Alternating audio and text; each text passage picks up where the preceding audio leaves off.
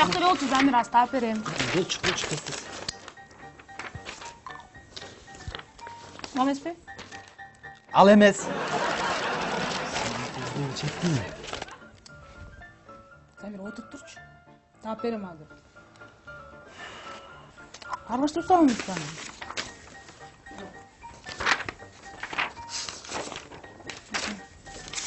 Роза, сен мүнтүп отурсаң качан табасың? Болчу, мен эртерээк келем. Мына карасаң, мына бат-баттан элем.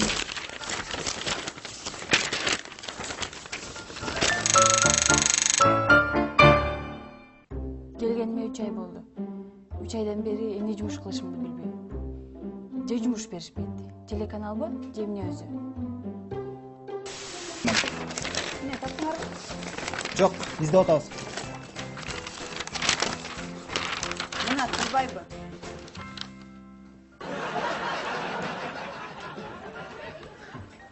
Кандай сен келип эле биз издейбиз. Сен келип эле таап алышың керек. Болот кандай? Жок, биз эртеден бери ушинтип издеп атсак, анан келип алып сен сразу эле таап алган кандай? Ну что, нашли? Да, вот они нашли, я над ним работаю. Хорошо. Да, еще, Замир, ты спортивную форму принес? Сегодня у нас футбол, так сказать. Да, я взял. Да. А я? А что ты? Почему меня не приглашаете? Это ты сейчас серьезно? Ну да, я серьезно. Ты же девушка, женщина. А это явно мужской спорт. Что нужно здесь такого мужского, что женщина не может поиграть в футбол? Я хочу играть в футбол. Воу-воу-воу-воу. Ты хоть знаешь, в какой позиции будешь играть? А разве там бывают позиции? Ясно. Ладно, все ясно с тобой. И что? Играть будешь? Нет. Жалко. Мгм. Ну, Замир, ты не забудь, да? Хорошо. Так, ладно, анда мен пошел это.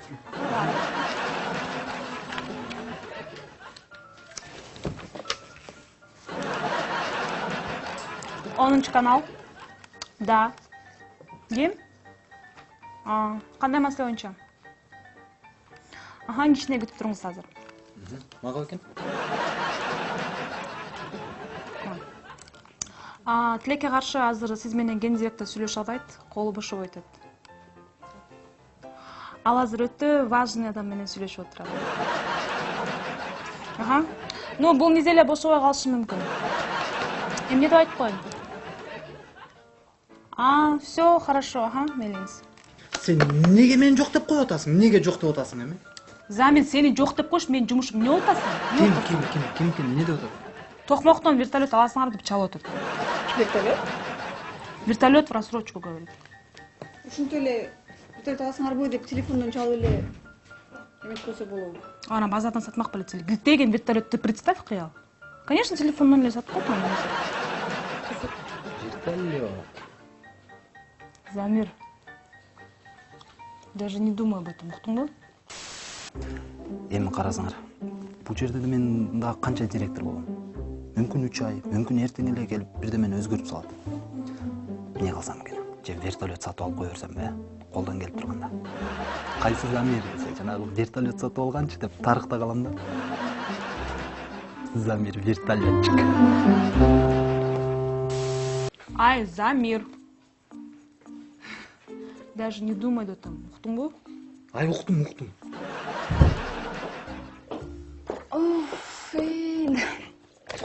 Кыялачка, ушу шайлоон өлүп түнү бою уктаган жокмун. Эмне кылдың анан? Ами, айтып атпаймынбы? Ушу шайлоо деп түнү бою уктаган жокмун. Эми Айнура, сен Роман Николаевич берген секретный задание эмне болду? Бүттүм. Да? Эми бизге айта берсең болот, Айтып берсем болот. Эмне болгон задание эле? Ал секретный задание болчу. Баарын бүтүрдүм. Ошо эми айтпайсың эми ошону. Эмнени ошону? Ами айтып атпайм баарын. Жаза бүттүм. Эми конкретно айтпайсың, конкретно. Ошол конкретный заданияны секретный Баарын жаза бүттүм. Кудайым ой, Замир жалдырап атчы, пожалуйста. Убакыты келгенде өзүң деле билип аласың. А эмне, сен билесиңби эмне задание экенин? Ну, как будто ты меня не знаешь. Конечно, билем. На самом деле мен эчтеке билбейм. Бирок мен эчтеке билбегенимди мен эле билем. Кыялочка, бизде акча таратабызбы? Нет, конечно. Акча тараткан болбойт, бул туура эмес. Таратпайбыз акча. Жалко. Мен былтыр 500 сом алган болчумун. Замир, сен өз тагдырыңды 500 сом сатканга даярсыңбы? Ким, менби? Ооба. Жок, койчу. Мен 500 сомго эмес. Эгер мындай баасы чыкпай атат да, эгер баасы чыкса мен бир 2000-3000 долларга сатмакмын да. Замир, Замир жинди болбочу. 500 сом үчүн кыял менен достугуңду кечесиңби? Менби? Достуктубу? Жок, койчу. Мен 500 сом эмес, где-то бир 300 долларга сатам го. Тамаша. Андан да кымбат. мен акча таратпайм. А эмнеге? Мен урдаган акчам болбосо 500 сомдон таратып өтсөм, кийин аны мамлекет 2 эселеп чыгарбайт да. Андай болгон туура эмес. Тура айтасың. Негизи мамлекет эмне үчүн чиновниктер чоңдор эле мамлекеттен акча алышат да? Ушул мүмкүнчүлүктү бизге да бериш керек, туурабы? Мисалы үчүн очередь менен биз дагы казынага кирип, кучактап акча алганга мүмкүнчүлүк бериш керек бизге дагы. Нельзя такое говорить вслух, ты чё? Все, мен окуп бүттүм. Ладно, давайте. Карачы. Окуп бүтүп эле директордун кабинетине кирип кеткен.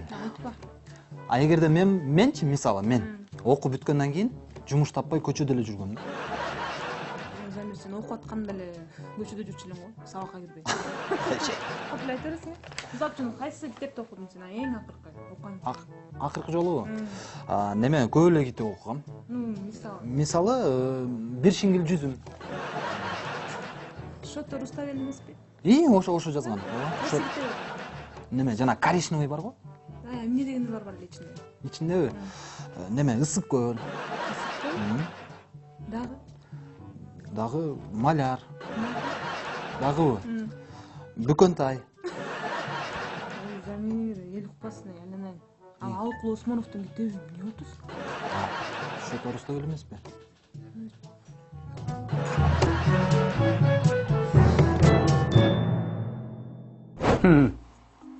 Значит, ты говоришь, он обещает одно и то же и ничего не выполняет? Да. В принципе, зачем ему, если все отлично, менять все, а? Но он же не выполняет свои обещания. Неужели народ этого не видит? Дорогая, народ это прекрасно видит. Они заняты своими делами, и потом зачем им себе настроение портить? Так не может продолжаться. Люди должны требовать выполнения обещаний политиков и не продавать свои голоса. Понимаете? Вот пойди и народу это и скажи. А? Вот и скажу. Давай. Да. Народ, значит.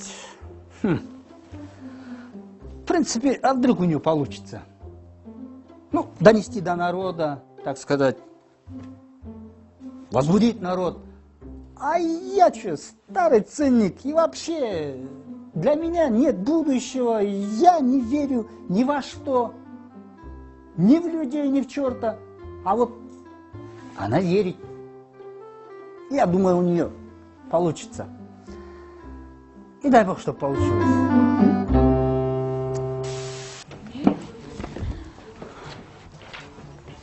Здравствуйте.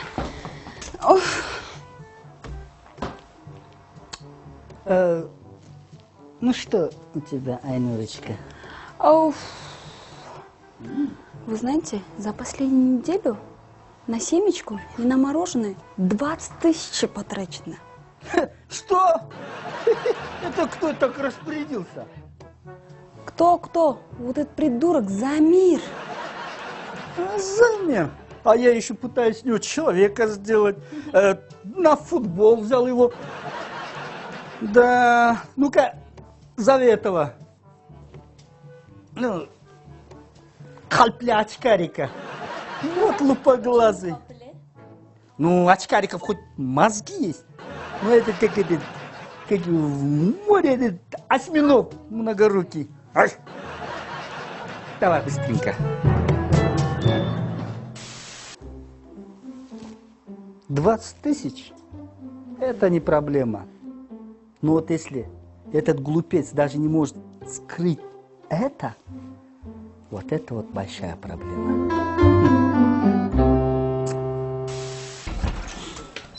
Да, Роман Николаевич? Да, Роман Николаевич? Ну что, недоумок, сладкую жизнь себе устроил? Ты что, на мои деньги мороженое решил покупать? Нет, Роман Николаевич, мы же работаем, вот выбор, не выбор. Как-то устали. Ну, хотел настроение поднять, коллектив. Ха, ну да, конечно. Вы глобальные, понимаешь ли, кино снимаете, да? Ага. Лузгаете семечки, едите мороженое и перемываете всем косточки, да? Да? Нет.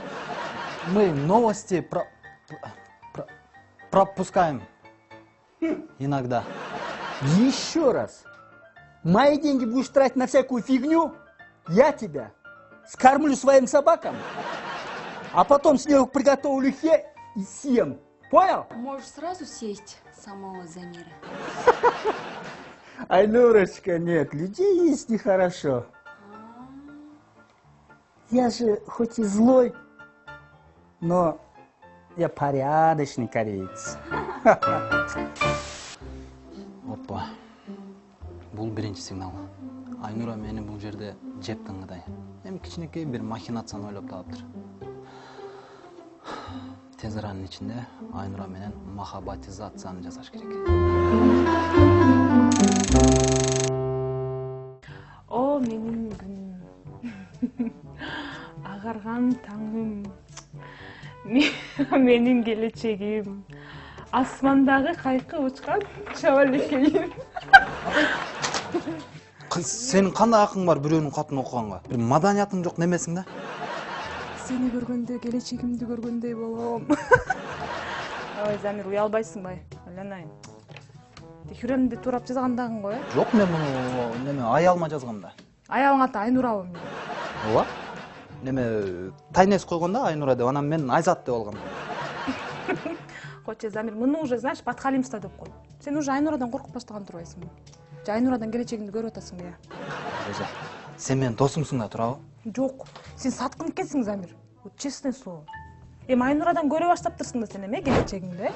Роза, өмүрүмдө бир жолу мындай жүрөгүм жылып, мындай сезимимди бирөөгө тартуулайын деп атсам, күлөсүң да кайра жардам берген ордун. Кече, сага окшогондорду, я не знаю, омо деп коет. Сүйүү келгенмиш да магачы. Вот тоже мне Султан Сулейман. Күлкүм келет сени көрсөм. Мә.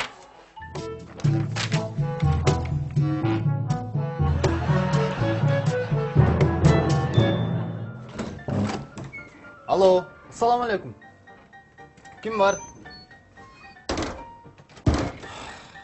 Эч ким жок, как всегда. Как всегда, эч ким жок.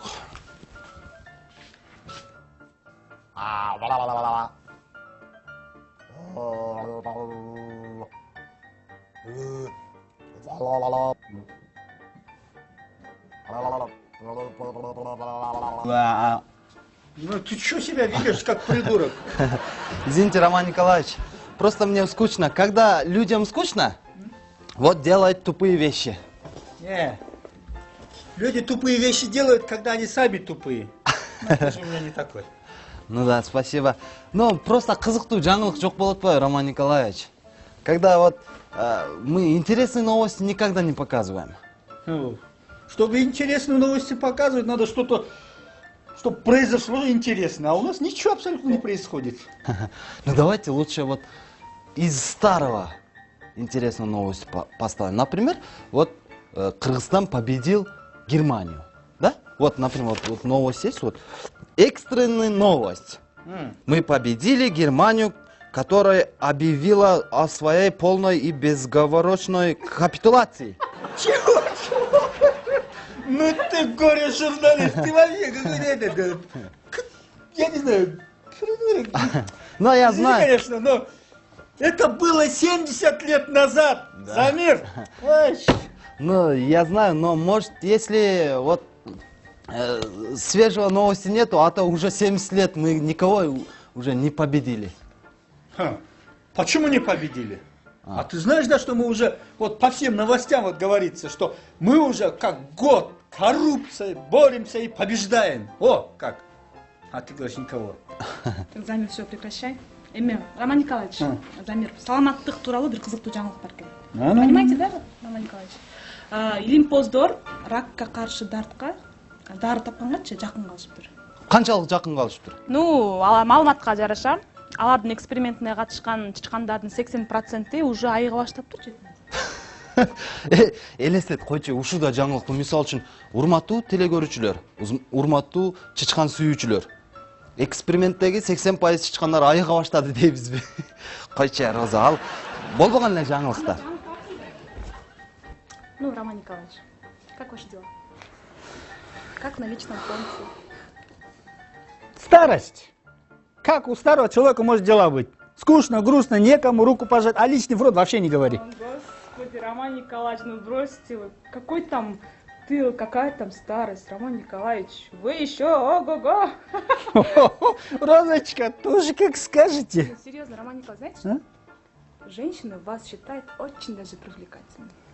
Ну, прям привлекательный. Тоже мне секси нашелся. Хотя я, между прочим, брутальный в рассвете сил мужчина. Так ты говоришь, привлекательным находят? Да. Я серьезно говорю, кроме шуток. А знаете, Роман Николаевич, я вам больше скажу. Да. Кое-кто здесь Да-да. считает вас очень даже привлекательным. И кто это? Ну, Так сказать, принцесса, эту дамочку как зовут? Ну, в общем, многие, ладно, проехали, многие вас считают. Многие. Роман Николаевич, еще вопрос можно, да? Вот если не секрет, что у вас там с Айнуркой? Ну, с бухгалтершей нашей. Что? У нас чисто партнерские деловые отношения. Да? Работа. Значит, вы тоже ничего не знаете, да? Может быть, у вас там реально действительно секретное, да, что-нибудь? Ты сейчас о чем? Что может быть секретно? Работа. Просто знаете, Роман Николаевич, вот эта вот Айнурочка появилась, как Бюрю Басарова ушла же. Появилась она здесь, ходит, ваши какие-то секретные задания, да, выполняет. Ну, а коллектив-то за вас переживает, Роман Николаевич. А вдруг она вам голову скружит, да? Ага, ахаляй, тоже как скажешь. Я тебе еще раз говорю. Голова у меня все прекрасно, все на месте. Чисто по работе. Мы партнеры. Как ты не понимаешь? Ну, все, я поняла тогда. Ну, я пойду тогда, да? Ладно, иди.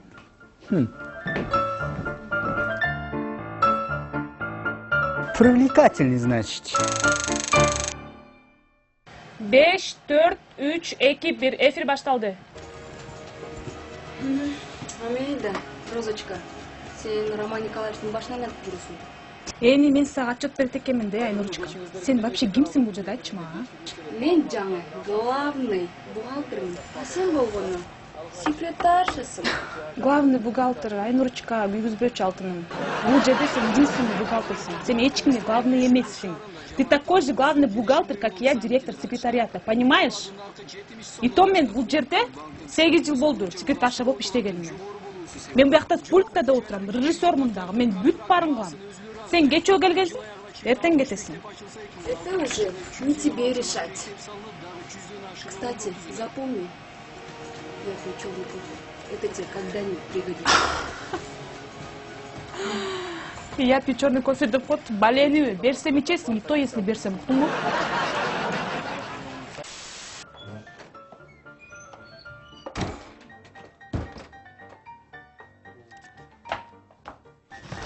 Ой, здравствуйте, Роман Николаевич. Ай, Нурочка, красавица ты наша, здравствуй. Я что, вот мне как это сказать, ну, вы находите меня, ну, как мужчину, привлекательным.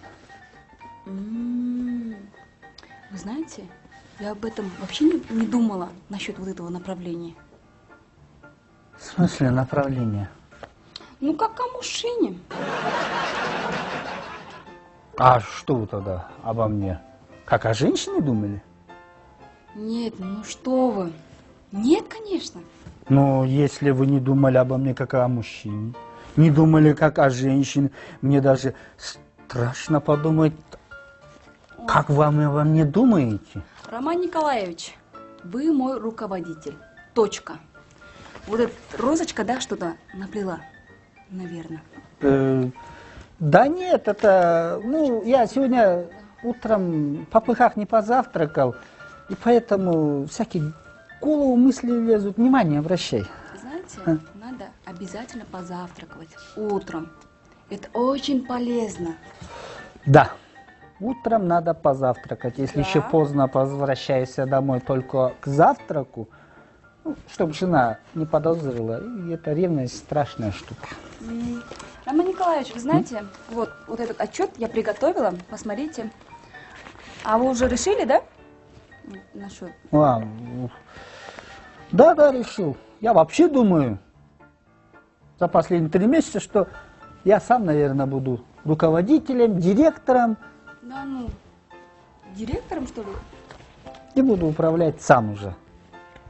А вот этот Замир и Сали, Руслан, что случится? А что? Ну, в принципе, Алия Руслановна не пропадет. Она еще сильная женщина. А вот Замир, этот бедолага, ну, этот придурок, я не знаю, без работы останется. Вот его жалко мне. Ну, ладно, ты по поводу нашего разговора Конечно. не заморачивайся.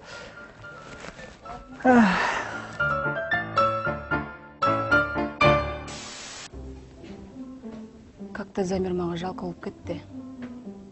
Бұл мен ревизияны жейді.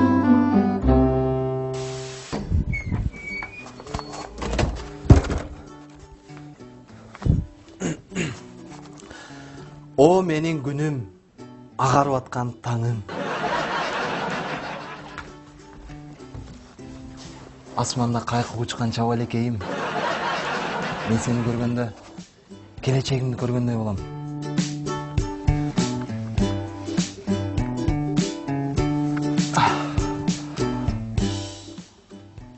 Замир, сен мага жағасың. Так что помни, у меня чувства только позитивные. Да. Ты что, женат, что ли?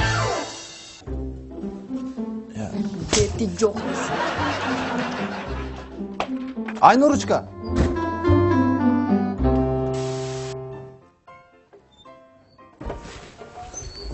Ха! Кто тебя так ушатал?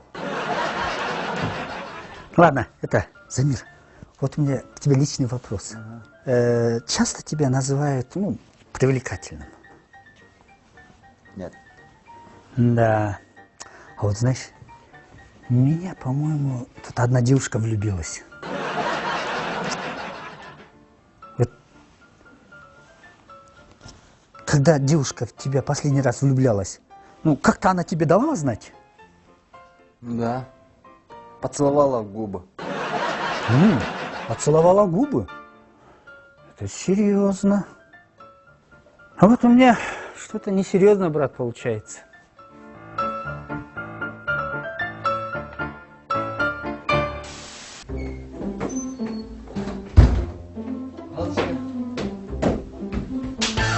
Молодцы.